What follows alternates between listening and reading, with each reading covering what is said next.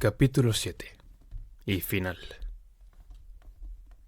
Se nos había hecho saber que debíamos estar presentes en el juicio que se celebraría el jueves, pero llegó el jueves y no tuvimos ocasión de prestar declaración. Un juez del Tribunal Supremo se había hecho cargo de este asunto y había convocado a Jefferson Hope a aparecer delante del tribunal que habría de juzgarle. La misma noche en que fue capturado, su aneurisma reventó y le encontraron a la mañana siguiente tirado sobre el suelo de su celda, sonriendo plácidamente. Parecía que justo antes de morir había podido ver toda su vida en perspectiva y que moría con la satisfacción del deber cumplido. «Esta muerte habrá hecho que Gregson y Lestrade estén subiéndose por las paredes», comentó Holmes a la mañana siguiente, mientras charlábamos sobre ello. «Acaban de quedarse sin publicidad». «No tuvieron mucho que ver con su captura, de todas formas», le respondí. «Lo que uno hace realmente es lo de menos», replicó él amargamente. «Lo único que cuenta es lo que somos capaces de hacer creer a los demás que hemos hecho. Dejémoslo estar», dijo algo más alegre, tras una pequeña pausa. «No me hubiese perdido esta investigación por nada del mundo. No recuerdo ningún otro caso comparable a este. A pesar de su simplicidad, tenía muchos puntos de los más instructivos». «Simplicidad», exclamé yo. «Francamente, no hay ninguna otra manera de describirlo», dijo Holmes, a quien mi sorpresa había hecho sonreír. «La prueba de su simplicidad intrínseca es que sin ninguna ayuda externa, exceptuando un par de deducciones elementales, puede capturar al criminal en 3 días». «Eso es cierto», admití. «Ya le he explicado que aquellos hechos poco habituales, más que complicar un caso, lo que hacen es simplificarlo. A la hora de resolver un problema de ese tipo, lo realmente necesario es ser capaz de razonar en el pasado. Es algo muy útil y sencillo, pero sin embargo, la mayoría de las personas no lo practican. En nuestra vida diaria, lo común es razonar pensando en lo que va a suceder, y acabamos descuidando el otro tipo de razonamiento. Por cada 50 personas capaces de razonar sintéticamente, hay una que puede hacerlo analíticamente». «Le confieso», dije, «que no le entiendo». «Tampoco esperaba que lo hiciese. Veamos si puedo decírselo más claro. Si usted relata una sucesión de hechos, la mayoría de las personas son capaces de predecir qué sucederá a continuación. Relacionan todos los datos en su cerebro y llegan a la conclusión de que algo sucederá. Sin embargo, hay muy pocas personas que sean capaces de, conociendo un hecho, proporcionar la cadena de acontecimientos que lo causaron. A esa capacidad me refiero cuando hablo de razonar en el pasado, o razonamiento analítico». «Ya entiendo», dije. Este era un caso que partía del resultado, y lo que había que hacer era descubrir todo lo demás. Permítame que intente desvelarle algunos de los pasos que seguí en mi razonamiento. Empecemos por el principio. Me acerqué a la casa, como recuerda, caminando y sin ninguna idea preconcebida acerca del caso. Naturalmente, comencé por estudiar la calzada y allí, como ya le he explicado, vi las huellas de un carruaje que, como confirmé luego, parecía haber estado allí durante la noche. Comprobé que se había tratado de un coche de alquiler y no de uno privado al fijarme en la anchura de las ruedas. En Londres, los coches de alquiler tienen las ruedas considerablemente más estrechas que cualquier carruaje de un caballero. Yo tenía algo asegurado. Entonces, avancé despacio por el sendero del jardín, que resultó estar hecho de suelo arcilloso y capaz, por tanto, de conservar muy bien cualquier huella. Sin duda, aquello a usted le parecería un barrizal revuelto. Pero para mí, que ya estoy entrenado, cada una de las huellas tenía un significado. Para un detective, no hay otra rama del conocimiento que sea tan útil y al tiempo quede siempre tan marginada como el rastreo de huellas. Afortunadamente, siempre he tenido un gran interés en ello y he practicado tanto que en mi caso es ya una habilidad natural. Vi las huellas pesadas del policía y también las de los 2 hombres que habían cruzado el jardín antes que él. Era fácil llegar a la conclusión de que ellos habían sido los primeros en pasar por allí, pues sus huellas habían sido pisoteadas por las de todos los demás. Ahí deduje el segundo punto importante. Los visitantes nocturnos habían sido 2. Uno de ellos muy alto, a juzgar por la longitud de su zancada, y en otro, elegantemente vestido, a tenor de la huella pequeña y elegante que sus botas habían dejado. Al entrar a la casa pude comprobar este segundo punto. El hombre de bonitas botas estaba delante de mí. Entonces era el alto el que había cometido el asesinato. Si es que se trataba de un asesinato. No había ninguna huella de violencia en el cadáver, pero su rostro distorsionado indicaba que antes de morir había tenido tiempo de darse cuenta de lo que iba a sucederle. Una persona que muere de un ataque al corazón o tiene cualquier otro tipo de muerte repentina por causas naturales nunca jamás muestra la menor agitación en su rostro.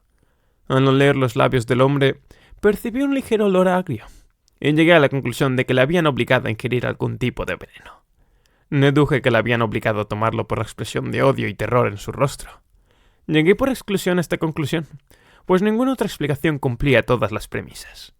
No crea que se trata de un procedimiento desconocido hasta ahora. La administración forzada de algún tipo de veneno no es nada nuevo en los anales del crimen.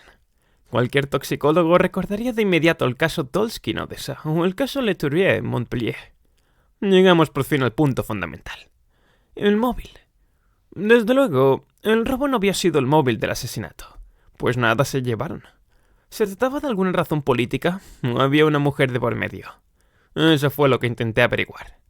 Desde el primer momento me incliné por la segunda opción. Cualquier asesino, si su móvil es político, comete su crimen y desaparece. Y en cambio, este asesinato había sido cuidadosamente planeado. El asesino había dejado sus huellas por toda la habitación, dejando bien claro en todo momento que había estado allí. Debía de tratarse de algún asunto u ofensa de tipo personal. Una venganza así no podía haber sido motivada por una cuestión política. Cuando descubrimos el escrito de la pared, me incliné aún más a pensar que estaba en lo cierto. Se trataba sin duda de un intento de confundirnos. El anillo confirmó toda la cuestión. Era obvio que el asesino lo había utilizado para recordar a una mujer ya muerta o ausente.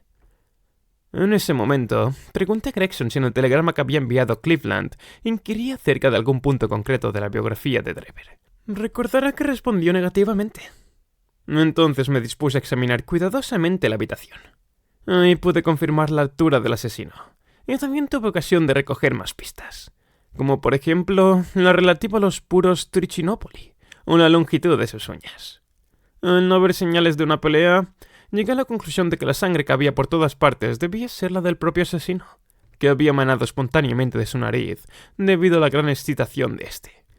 Me fijé en que las huellas de sus pisadas corrían paralelas al rastro de sangre.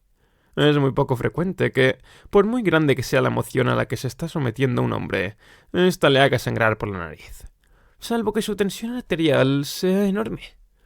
De ahí deduje que había de tratarse de un hombre robusto y de tez rojiza. El tiempo acabó dándome la razón.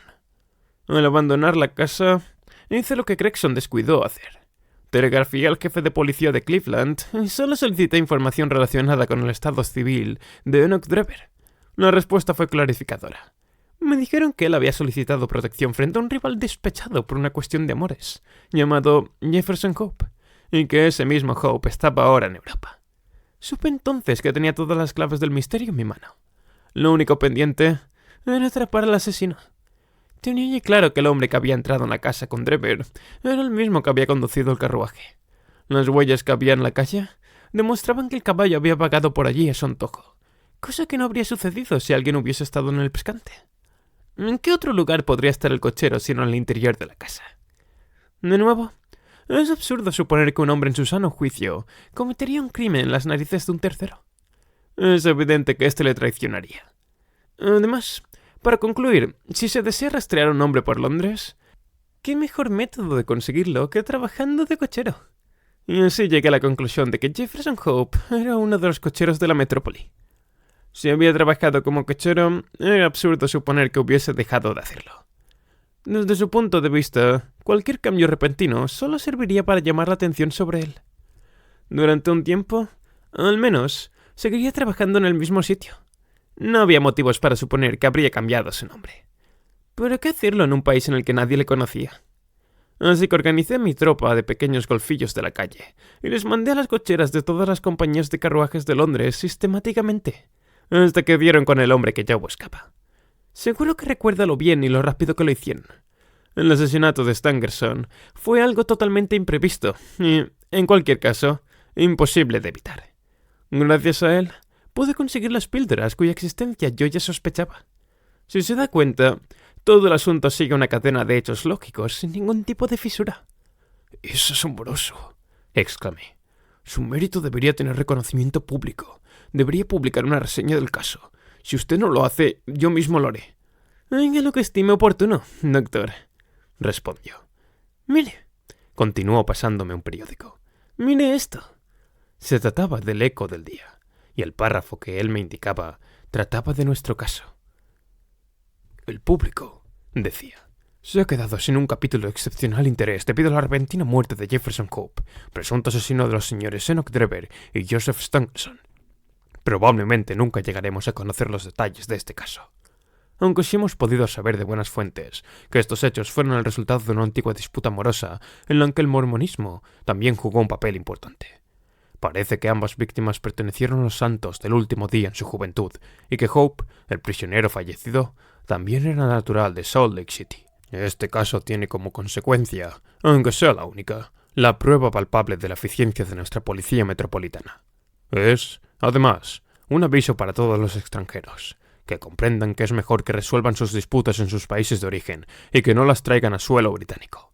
Es un secreto a voces que los conocidos detectives de Scotland Yard, los señores Gregson y Lestrade, son los responsables de la captura del hombre. Parece ser que fue apresado en el domicilio de un detective aficionado, un tal Sherlock Holmes, quien también ha demostrado tener un cierto talento y quien, con tales maestros, es de esperar que con el tiempo llegará a tener parte de su maestría. Se espera que ambos detectives reciban algún tipo de recompensa por su trabajo. Recuerda que se lo dije desde el primer momento, rió Sherlock Holmes. Este es el resultado de nuestro estudio en escarlata, que ellos reciben una recompensa. No se preocupe, respondí. En mi diario están recogidos todos los hechos y la gente los conocerá. Mientras tanto, y como reza el conocido miserere en latín, deberá conformarse con ser consciente de su propio éxito. Populus me sibilat, at mihi plaudo ipse domi simul ec numos contemplari narca.